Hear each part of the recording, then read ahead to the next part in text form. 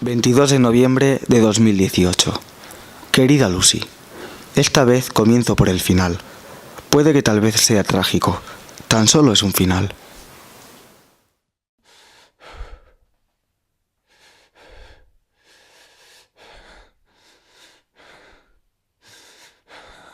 Esta es mi habitación. Aquí es donde logro huir de mi triste y amarga vida. Este es mi refugio.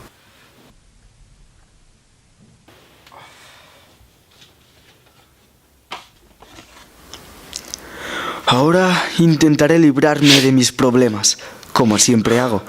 Solo tengo que colocarme y tocar la guitarra.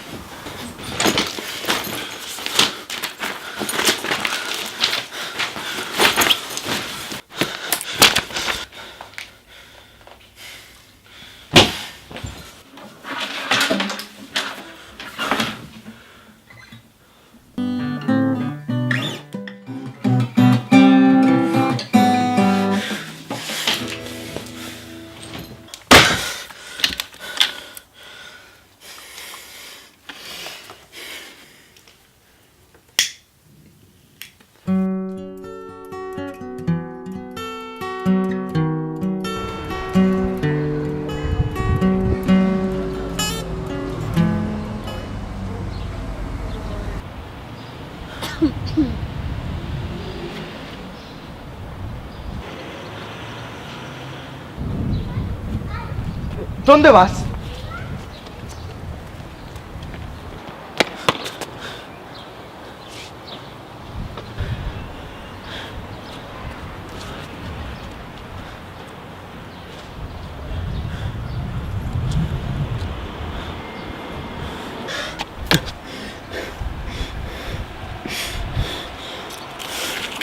¡Vete, hostia puta! ¡Deja de tocar la guitarra! ¡Y yo a tomar por culo, que sois unos pesados!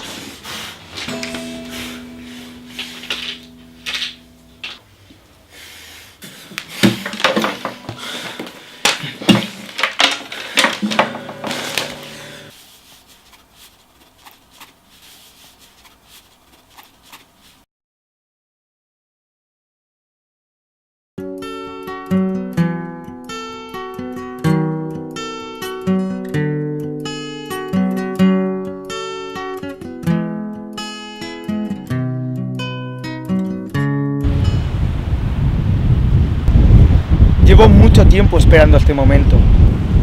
Ya que esperas a tocarme.